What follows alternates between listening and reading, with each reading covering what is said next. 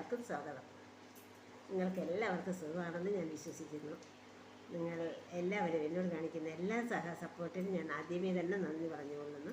Like ചെയ്യുന്നവർക്കും share ചെയ്യുന്നവർക്കും comment ഇടുന്നവർക്കും എല്ലാവർക്കും. സബ്സ്ക്രൈബ് ചെയ്യാതെ കാണുന്നവർ എന്നെ ഒന്ന് സബ്സ്ക്രൈബ് ചെയ്ത് സഹായിക്കണം കേട്ടോ. പിന്നെ ഇപ്പോഴും മഴ ചാറുകയാണ് നമ്മുടെ നാട്ടിൽ. നിങ്ങളുടെ നാട്ടിലൊക്കെ മഴയുണ്ടോ? ഇന്ന് വൃശ്ചിക 1 എല്ലാവർക്കും അയ്യപ്പൻ്റെ അനുഗ്രഹം ഉണ്ടാകട്ടെ എന്ന് ഞാൻ പ്രാർത്ഥിക്കുന്നു.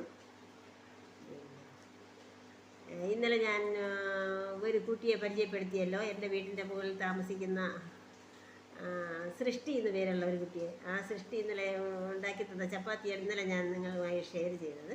ഇന്ന് ഞാൻ ഷെയർ ചെയ്യാൻ പോകുന്നത് സൃഷ്ടി ഇന്ന് എനിക്ക് ഉണ്ടാക്കി തന്നത്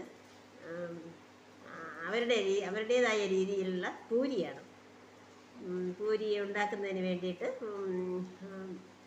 ചപ്പാത്തിക്കാണെങ്കിൽ ഉപ്പൊന്നും ചേർത്തില്ല, വെറും വെള്ളം മാത്രമാണ് വെക്കുന്നത്.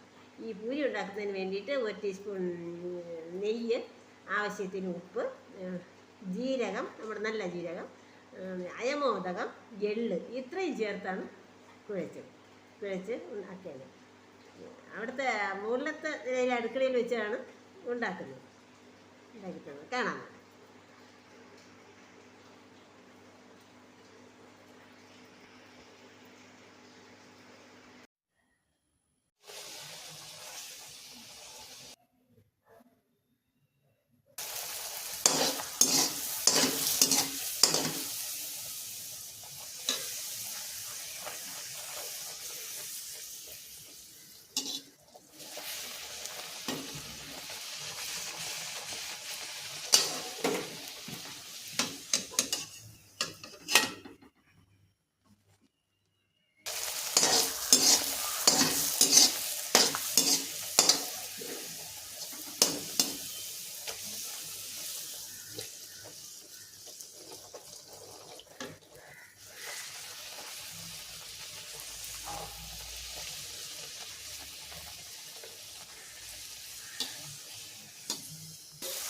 You can use it.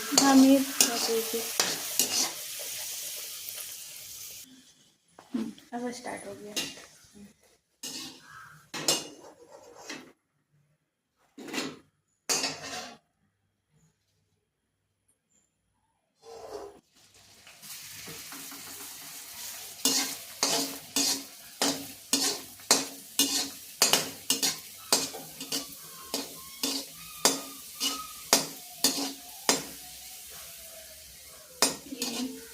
वही भी हमने कैप्चर की.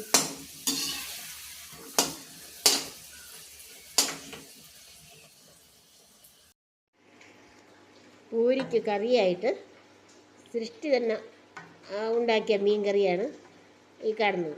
മീൻ കറി കൊണ്ടുവന്ന് നോർത്ത് ഇന്ത്യൻ മോഡലിൽ കടുകെണ്ണയാണ് അവർ ചേർത്തിരിക്കുന്നത്. നമുക്ക് വെളിച്ചെണ്ണ അല്ലേ ചേർക്കണം. ഇഞ്ചിയും പച്ചമുളക് ടൊമാറ്റോ എല്ലാം ചേർത്തിട്ടുണ്ട്. പക്ഷേ ഒരു വ്യത്യാസം മാത്രമാണ് നമ്മൾ വയ്ക്കുന്നതിനേക്കാളും